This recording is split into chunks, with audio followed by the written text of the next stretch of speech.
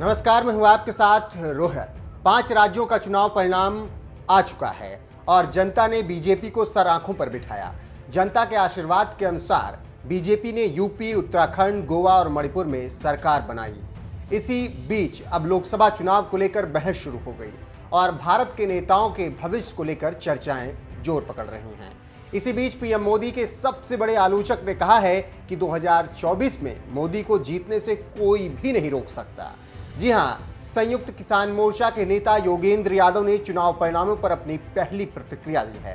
5 राज्यों में विधानसभा चुनाव में मिली बीजेपी की जीत पर योगेंद्र यादव ने प्रतिक्रिया दी है। उन्होंने ट्वीट करते हुए लिखा, चुनाव के नतीजे निराशाजनक हैं, लेकिन चौंकाने वाले नहीं हैं। यह भारत की आत्मा को बचाने के संघर्ष के लिए एक झटका है। 2024 की राह हमेशा से कठिन थी, लेकिन आज और कठिन हो गई। भारत संघर्ष करेगा, हम अपने गणतंत्र को पुनः प्राप्त करेंगे।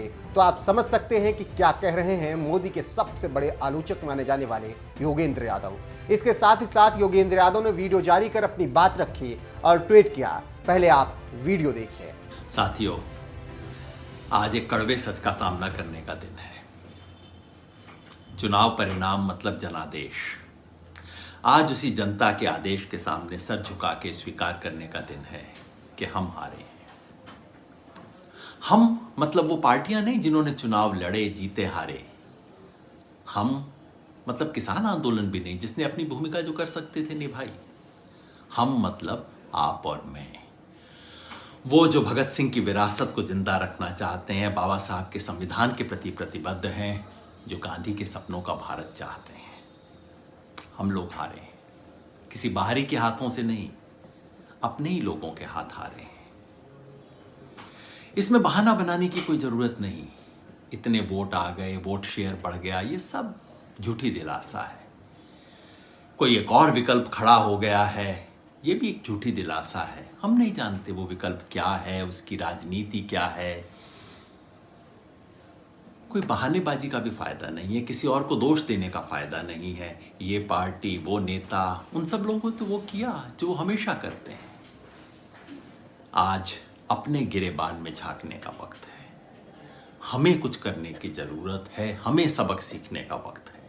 और सबक ये है कि जब तक जनता के सामने सार्थक विकल्प नहीं होगा, तब तक कुछ नहीं होगा।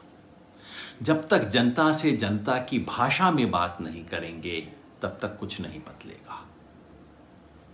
आज हमें याद करने की जरूरत है कि अगर हम इस विकल्प को खड़ा करने के लिए तैयार हैं, अगर हम सत्ता से संघर्ष और समाज से संवाद करने को तैयार हैं, तो हम कमजोर नहीं हैं।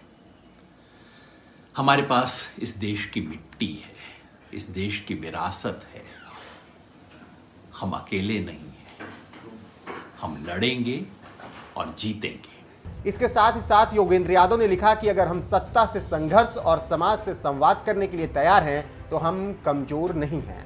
हमारे पास इस देश की मिट्टी है, इस देश की विरासत है। हम अकेले नहीं हैं, लड़ेंगे, जीतेंगे।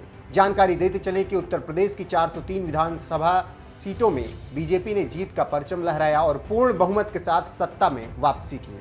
उत्तराखंड, गोवा और मणिपुर में भी बीजेपी ने जीत हासिल की।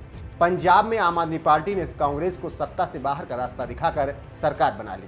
तो आप समझ सकते हैं कि क्या कह रहे हैं मोदी के विरोधी और उनको क्यों लग रहा है कि 2024 में मोदी को कोई नहीं हरा सकता।